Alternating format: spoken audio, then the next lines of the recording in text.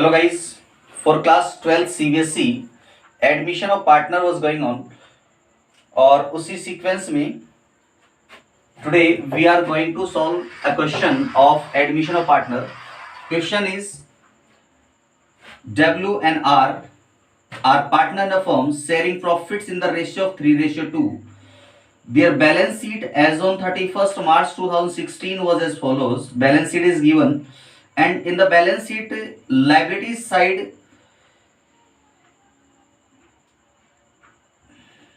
and in the balance sheet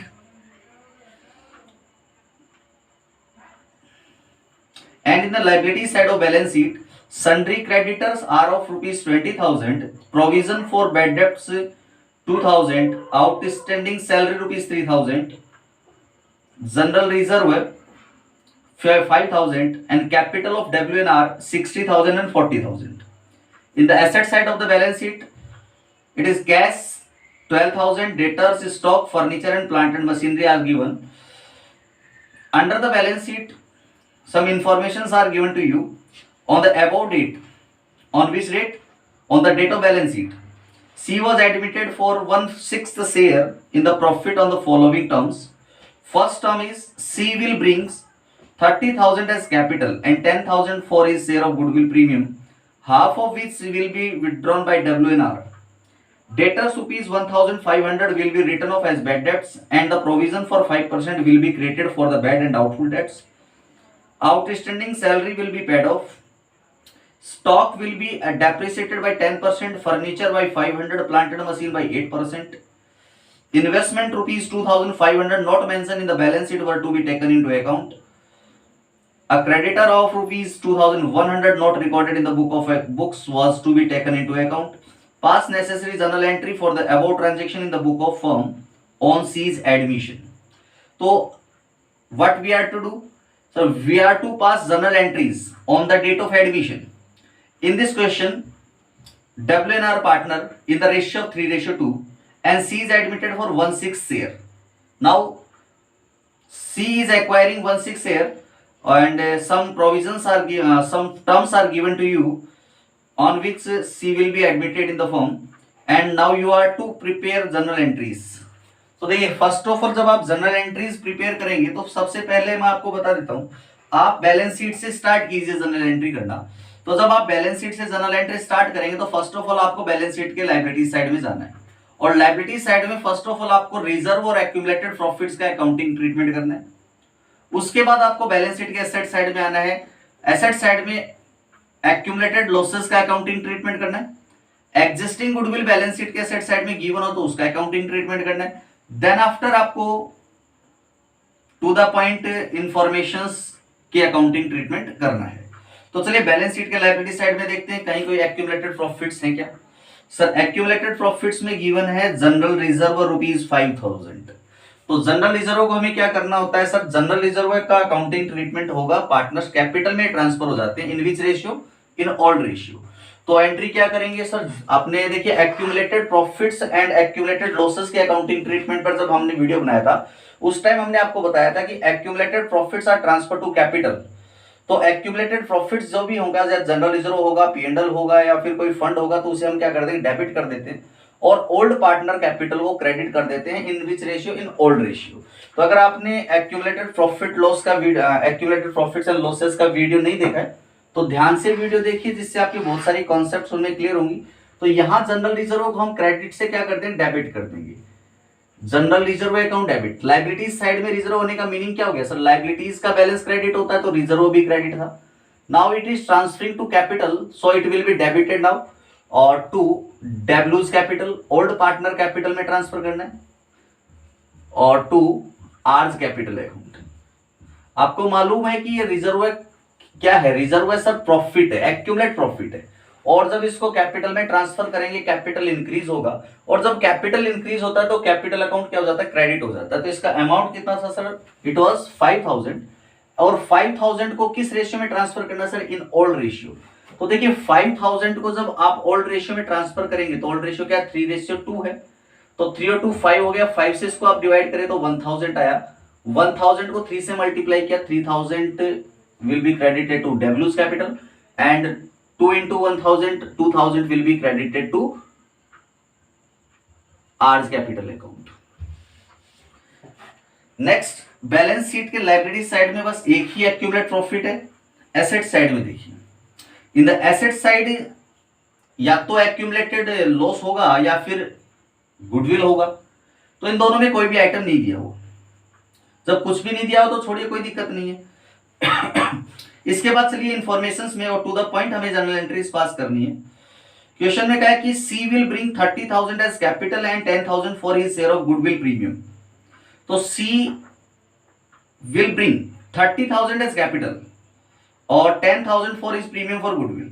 जब C capital के लिए 30,000 और गुडविल प्रीमियम के लिए 10,000 कंट्रीब्यूट करेगा तो फर्म को क्या मिलेगा? सर फर्म को तो कैश मिलेगा। तो कैश मिलेगा तो कैश अकाउंट डेबिट होगा, क्योंकि कैश बिजनेस में इंक्रीज हो रहा है, इंक्रीज हो रहा तो डेबिट करेंगे। नाउ यहां पे कैश मिला, उसके साथ सी का कैपिटल इंक्रीज हुआ तो लिखेंगे to C's capital account. Capital increase होता है तो कैपिटल क्रेडिट होता है। नाउ प्रीमियम फॉर गुडविल के लिए भी 10,000 रिसीव्ड हो रहा है तो यहां लिखेंगे to premium for goodwill account. Premium for goodwill account. तो प्रीमियम फॉर गुडविल के लिए 10,000 रिसीव हो रहा है और 30,000 फॉर कैपिटल रिसीव हो रहा है। तो टोटल कितना अमाउंट रिसीव हो रहा है? सर टोटल 40,000 रुपीज रिसीव हो रहे हैं। अब देखिए कैपिटल का तो हो गया, लेकिन यहाँ पे प्रीमियम फॉर गुडविल का अकाउंटिंग ट्रीटमेंट अभी नहीं हुआ है। तो प्रीमियम फॉर गुडविल का अकाउंटिंग ट्रीटमेंट आगे क्या होना है? सर प्रीमियम फॉर गुडविल को हम ओल्ड पार्टनर में ट्रांसफर करेंगे। In which ratio? In sacrifice ratio. तो यहाँ प्रीमियम फॉर गुडविल को करेंगे डेबिट, क्रेडिट से डेबिट हो जाएगा। Premium for goodwill account debit to, कहां ट्रांसफर करना है? सर ओल्ड पार्टनर कैपिटल में सैक्रिफाइस रेशियो। तो देखिए क्वेश्चन में क्या था? WR पार्टनर 3:2 में पार्टनर है, C admitted as new partner for 1/6 share. अब सी ने अपना शेयर किससे एक्वायर किया? W से या R से? किससे एक्वायर किया वो कोई इंफॉर्मेशन नहीं है। तो क्वेश्चन में जब न्यू रेशियो ना हो, सैक्रिफाइस शेयर या सैक्रिफाइस रेशियो ना गिवन हो, तो इस कंडीशन में जो सैक्रिफाइस रेशियो कैलकुलेट होगा वो ओल्ड रेशियो के इक्वल ही कैलकुलेट होगा। तो 3:2 रहेगा। तो यहाँ W और R में इनको क्रेडिट कर देंगे टू W's कैपिटल अकाउंट, सैक्रिफाइजर दोनों ही माने जाएंगे यहाँ पे, और टू R's कैपिटल अकाउंट।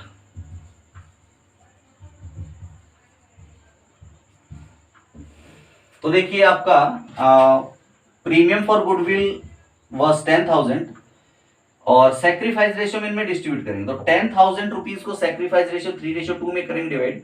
तो इसमें 3 और 2 टोटल 5 हो गया, 5 से डिवाइड करो तो 2,000 आया।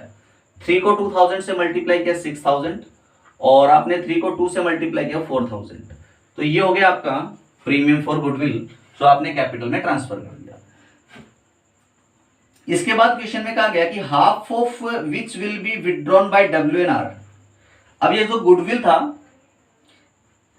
प्रीमियम फॉर गुडविल जो सी लेकर आ रहा है, कितना 10,000 लेकर आया है, इसे हमने ट्रांसफर कर दिया WNR की कैपिटल में। Now question is saying half of which will be withdrawn bye WNR। तो प्रीमियम फॉर गुडविल जो WNR की कैपिटल में क्रेडिट हुआ है, इसमें से हाफ अमाउंट इन्होंने क्या किया? विड्रॉ कर लिया।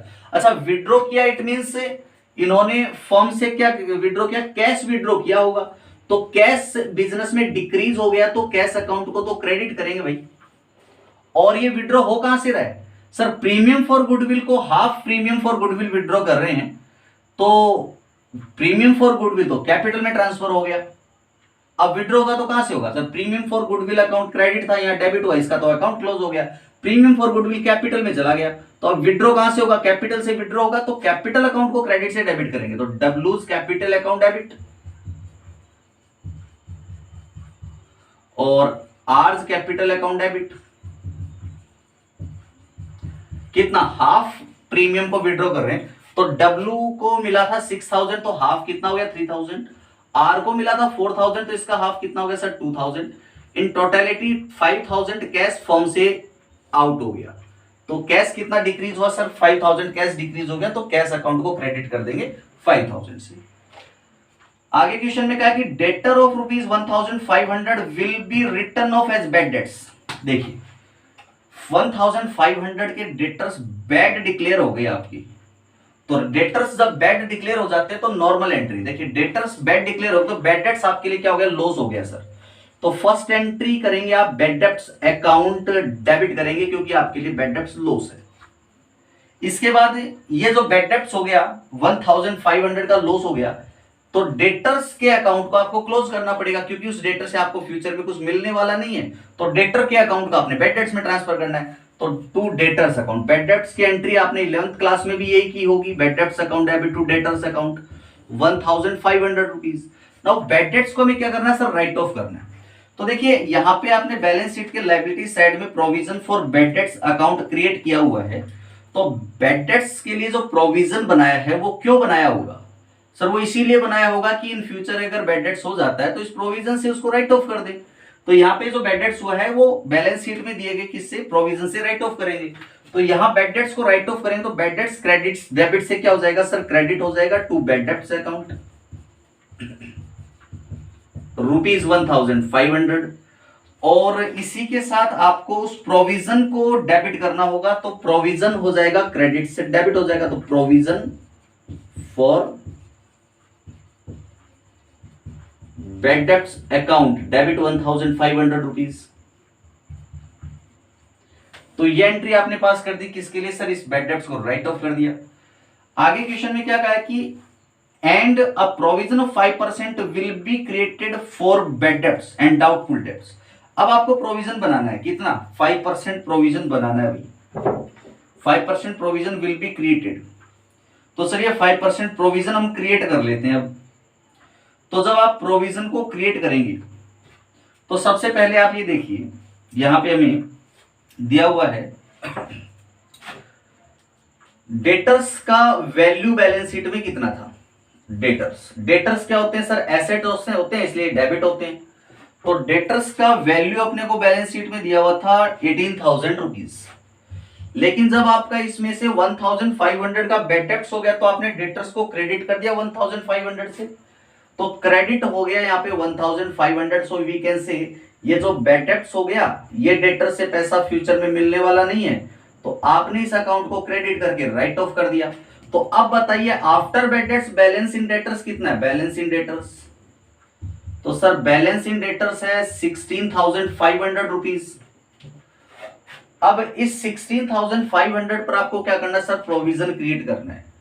तो प्रोविजन फॉर बैड डेट्स कितना क्रिएट करना है, 16,500 into rate of provision is 5%। सो ये हो जाएगा आपका, इसमें से अपन 5% कैलकुलेट करेंगे तो 825 हो जाएगा प्रोविजन, जो नया प्रोविजन है। लेकिन क्या आपके पास ओल्ड प्रोविजन में भी कोई बैलेंस है, बिल्कुल है सर। यहां देखिए आपके पास बैलेंस शीट के लायबिलिटी साइड में प्रोविजन कितना था सर, 2000 का प्रोविजन था, जिससे आपने प्रोविजन फॉर बैड डेट्स को डेबिट किया, बैड डेट्स अकाउंट को राइट ऑफ करने के काम में कितना ले लिया 1500।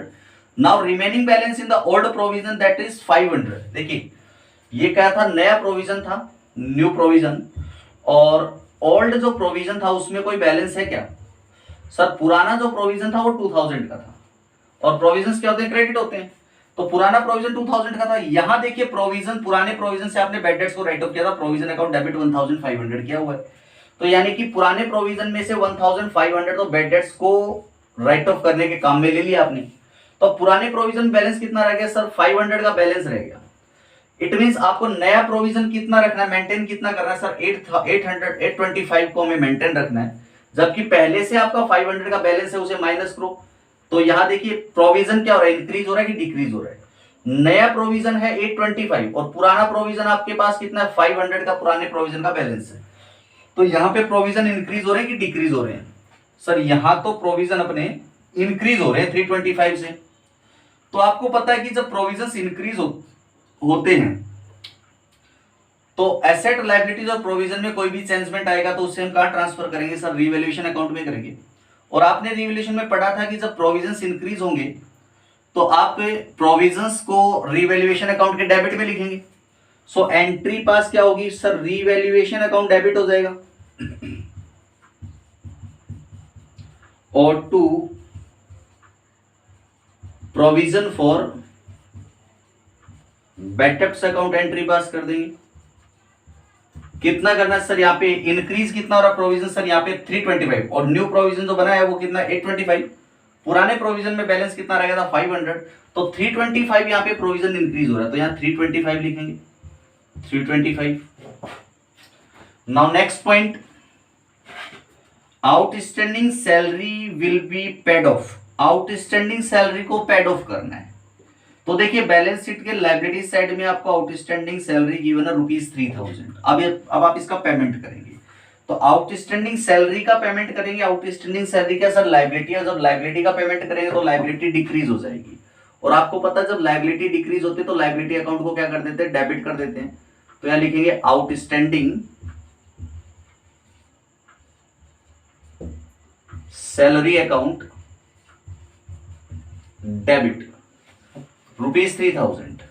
और जब आप इसका पेमेंट करेंगे तो कैश बिजनेस से डिक्रीज हो जाएगा, और आपको पता है कैश एक एसेट होता है, और एसेट जब डिक्रीज होता है तो एसेट अकाउंट को हम क्रेडिट कर देते हैं। तो outstanding salary account debit to cash account entry इसके पास होगी। Next point is given, stock will be depreciated by 10%, furniture by 500 and plant and machinery by 8%। तो चलिए स्टॉक फर्नीचर प्लांट मशीन को डेप्रिसिएट करना है, किसको, stock furniture and plant and machine, इनको हमें क्या करना है सर, डेप्रिसिएट करना है। तो जब इनको डेप्रिसिएट करेंगे तो ये तीनों क्या है सर, एसेट है। और आपको ध्यान होगा कि एसेट, लायबिलिटी और प्रोविजंस में जब भी कोई चेंजमेंट होते हैं उनको हम रिवैल्यूएशन अकाउंट में रिकॉर्ड करते हैं। तो यहाँ पे स्टॉक फर्नीचर और प्लांट एंड मशीन में चेंजमेंट हो रहा है, इनकी वैल्यू डिक्रीज हो रही है, डेप्रिसिएट करना है तो वैल्यू डिक्रीज होगी। और जब एसेट की वैल्यू डिक्रीज होती है तो वो कहाँ रिकॉर्ड होती है सर, रिवैल्यूएशन अकाउंट के डेबिट साइड रिकॉर्ड होती है। तो रिकॉर्ड डेबिट में होती है, तो रिवैल्यूएशन अकाउंट को हम डेबिट ही करेंगे, यहाँ पे रिवैल्यूएशन अकाउंट डेबिट कर देंगे। और जब एसेट की वैल्यू डिक्रीज होती है तो एसेट अकाउंट क्रेडिट हो ही जाता है। तो स्टॉक अकाउंट, फर्नीचर अकाउंट और प्लांट एंड मशीनरी अकाउंट लिख देंगे यहाँ पे। अच्छा बताइए तो जरा कितना वैल्यू है इसका सर, स्टॉक को डेप्रिसिएट करना बाय 10%। तो देखिए बैलेंस शीट में स्टॉक गिवन है 20,000, 20,000 का 10% कैलकुलेट करेंगे तो यहाँ आएगा ₹2,000। और फर्नीचर को डिक्रीज करना है बाय 500, डेप्रिसिएट करना है तो ₹500 ही हो गया। इसके बाद आगे क्वेश्चन में दिया हुआ है कि प्लांट एंड मशीनरी को आपको रिड्यूस करना है, डेप्रिसिएट करना है 8% से। तो प्लांट एंड मशीन गिवन है यहाँ पे 40,000 का 8% जब आप कैलकुलेट करते हैं तो आता है 3,200, तो ये डेप्रिसिएट हो गया ₹3,200, यहाँ डेप्रिसिएट हो गया। तो टोटल वैल्यू कितना हो गया सर, इसका हो गया 3025, 5,700 आपका रिवैल्यूएशन अकाउंट डेबिट हो गया। Next entry is given to you, that is next transaction is investment of 2,500 not mention in the balance sheet were to be taken into account. Means investment आपको balance sheet में नहीं दिए हुए, जिनको अब आपको अकाउंट में लेके आना है। इन्वेस्टमेंट क्या होती है सर, एसेट है, और एसेट बैलेंस शीट में ना हो और उसे जब रिकॉर्ड में लेके आएंगे तो एसेट की वैल्यू क्या हो जाएगी, इंक्रीज हो जाएगी। और आपको पता है जब एसेट इंक्रीज होते हैं तो एसेट अकाउंट को तो डेबिट करना ही होता है। Investment account debit 2,500। और आप ये जानते हैं कि भाई रिवैल्यूएशन अकाउंट में एसेट की इंक्रीज को रिकॉर्ड करेंगे, और एसेट जब इंक्रीज हो रही है तो रिवैल्यूएशन के कौन से साइड इंक्रीज रिकॉर्ड करेंगे सर, ये क्रेडिट साइड में रिकॉर्ड होगा रिवैल्यूएशन के। सो रिवैल्यूएशन अकाउंट को क्रेडिट कर दोगे, क्योंकि क्या हो रहा है सर, प्रॉफिट हो रहा है जब एसेट की वैल्यू इंक्रीज हो रही है। तो 2,500 रुपीज रिकॉर्ड हो जाएगा यहाँ पे रिवैल्यूएशन के credit side. Now a creditor of 2,100 not recorded in the book of account was to be taken into account। तो यहाँ पे क्रेडिटर ₹2,100 है जो रिकॉर्ड में नहीं है, अब रिकॉर्ड में लेके आओगे तो क्रेडिटर क्या होते हैं सर, लायबिलिटी होती है। लायबिलिटी जब रिकॉर्ड में आएगी तो लायबिलिटी इंक्रीज होगी, और आपको पता है कि लायबिलिटी जब इंक्रीज होती है तो लायबिलिटी अकाउंट को क्रेडिट कर देते हैं। तो लायबिलिटी अकाउंट को क्रेडिट कर दो, तो टू क्रेडिटर अकाउंट। चलिए क्रेडिटर अकाउंट तो मैंने यहाँ पे रिकॉर्ड कर दिया, क्रेडिट कर दिया। कौन से अकाउंट में क्रेडिट करना है सर, देखिए यहाँ पे लायबिलिटी इंक्रीज हो रही है, एसेट लायबिलिटी प्रोविजन में चेंजमेंट होगा तो वो रिवैल्यूएशन अकाउंट में रिकॉर्ड होगा। और यहाँ लायबिलिटी इंक्रीज होने का मतलब क्या हो गया, लॉस हो गया। अभी लॉस हो गया तो रिवैल्यूएशन का डेबिट में रिकॉर्ड करो भाई। तो यहाँ पे रिवैल्यूएशन अकाउंट को डेबिट करो, बिकॉज ऑफ रिवैल्यूएशन कौन सा अकाउंट है सर, नॉमिनल अकाउंट है, तो रिवैल्यूएशन अकाउंट डेबिट हो जाएगा। कितने अमाउंट से, कितना वैल्यू इंक्रीज हो रहा है सर? 2100 रुपीज यहाँ पे इंक्रीज हो रहा है वैल्यू। इसके बाद देखिए आपको क्या करना है, नेक्स्ट आपको करना है, क्वेश्चन कंप्लीट हो गया। रिवैल्यूएशन अकाउंट का जो भी डिफरेंस होगा, जब हमने आपको कॉन्सेप्ट ऑफ रिवैल्यूएशन का वीडियो बना के दिया था तो उस टाइम हमने आपको बताया था कॉन्सेप्ट ऑफ रिवैल्यूएशन की वीडियो में कि रिवैल्यूएशन अकाउंट का जो भी डिफरेंस होगा that will be transfer to partner capital account in their old profit sharing ratio. तो यहाँ देखिए रिवैल्यूएशन अकाउंट का डिफरेंस देख लेते हैं। तो मैंने यहाँ एक बार लिख दिया डेबिट और क्रेडिट। तो यहाँ रिवैल्यूएशन का फर्स्ट एंट्री ये था revaluation to provision for bad debts, जिसमें 325 से रिवैल्यूएशन का डेबिट हो रहा है रिवैल्यूएशन अकाउंट 325। नेक्स्ट एंट्री में था आउटस्टैंडिंग सैलरी टू कैश, इसमें कोई रिवैल्यूएशन था नहीं, यहाँ रिवैल्यूएशन डेबिट हो रहा है 5700 रुपीज। यहाँ रिवैल्यूएशन क्रेडिट हो रहा है 2500 रुपीज और यहाँ रिवैल्यूएशन डेबिट हो रहा है 2100 रुपीज। तो जब हम इसको टोटल करेंगे तो आएगा 8125 और इधर टोटल है 2500। तो मींस आपका कौन सा बैलेंस आ रहा है रिवैल्यूएशन का? सर रिवैल्यूएशन का अमाउंट जो बैलेंस अमाउंट है, इन दोनों का बैलेंस कैलकुलेट किया तो इन दोनों का बैलेंस अमाउंट आ रहा है यहाँ पे 625 ये रह जाएगा और 11 ये 6 हो जाएगा और ये 7 माइनस 2 किया तो 5625 का डिफरेंस आ रहा है। और ये कौन सा डिफरेंस है सर? यहाँ पे ये debit is greater than credit, so it is debit balance. Revaluation account का डेबिट बैलेंस आ रहा है 5625 और मैंने आपको क्या बताया कि रिवैल्यूएशन का जो भी बैलेंस होगा that will be transferred to partner capital account. तो इस रिवैल्यूएशन अकाउंट के डेबिट बैलेंस को कैपिटल में ट्रांसफर करना है। तो जब कैपिटल में रिवैल्यूएशन के डेबिट बैलेंस को ट्रांसफर करेंगे तो दो बातें होंगी कि रिवैल्यूएशन के डेबिट बैलेंस का मीनिंग होता है लॉस, और लॉसेज जब कैपिटल में ट्रांसफर होंगे तो कैपिटल होगी डिक्रीज और कैपिटल डिक्रीज होगी तो कैपिटल अकाउंट होगा डेबिट। तो यहाँ पे ओल्ड पार्टनर की कैपिटल में ट्रांसफर करना है तो डब्ल्यूज कैपिटल अकाउंट डेबिट और आर्स कैपिटल अकाउंट डेबिट। चलिए ये तो हो गया, कैपिटल में लॉसेस ट्रांसफर हुए तो कैपिटल अकाउंट हो गया डेबिट। इसके बाद हम क्या करेंगे सर, यहाँ पे रिवैल्यूएशन का बैलेंस था डेबिट और रिवैल्यूएशन को जब ट्रांसफर कर दिया तो इसका अकाउंट क्लोज हो गया तो डेबिट से हो जाएगा ये क्रेडिट। तो टू रिवैल्यूएशन अकाउंट कर देंगे, टू रिवैल्यूएशन अकाउंट। तो देखिए रिवैल्यूएशन का बैलेंस कितना था सर? डेबिट बैलेंस 5625 था, तो यहाँ 5625 से हम इसको क्या कर देंगे, राइट ऑफ कर देंगे और WR में किस रेशियो में ट्रांसफर होगा? तो रिवैल्यूएशन का जो भी बैलेंस है उसे हम ओल्ड रेशियो में ट्रांसफर करते हैं। ओल्ड रेशियो क्वेश्चन में क्या था? WR का ओल्ड रेशियो था 3:2। तो जब आप इसको 3:2 में डिवाइड करेंगे 3 2 टोटल 5 हो जाता है। तो पहले इसको 5 से डिवाइड कर लेता हूँ, 5 1 5, 5 1 5, 5 2 10, 5 5 25। तो 1125 को 3 से मल्टीप्लाई करेंगे तो 3375 यहाँ डेबिट होगा और जब इसको 2 से मल्टीप्लाई करेंगे तो 2250 यहाँ पे डेबिट हो जाएगा। तो ये एंट्री आपके रिवैल्यूएशन के बैलेंस को ट्रांसफर करने की होगी और यहाँ पे अपना इक्वेशन भी कंप्लीट होता है। आई थिंक ये क्वेश्चन आपको अच्छे से समझ में आ गया होगा। इस क्वेश्चन में अप्रोक्सीमेटली सारे ट्रांजेक्शन्स हमारे यहाँ पे आ गए जितने हमने पढ़े थे। तो यहाँ पे हमने क्या क्या पढ़ा सर? एक तो गुडविल का अकाउंटिंग ट्रीटमेंट पढ़ा, तो गुडविल के अकाउंटिंग ट्रीटमेंट के लिए हमने अलग से आपकी वीडियो बना रखी है, प्लेलिस्ट में जाके आप गुडविल के अकाउंटिंग ट्रीटमेंट के वीडियोस देख सकते हैं एडमिशन ऑफ पार्टनर के प्लेलिस्ट में। इसके बाद यहाँ पे एक्यूमुलेटेड प्रॉफिट जनरल रिजर्व था, इसका अकाउंटिंग ट्रीटमेंट भी हमने आपको अलग से बताया प्लेलिस्ट में, एक्यूमुलेटेड प्रॉफिट के नाम से अलग से प्लेलिस्ट बना हुआ है।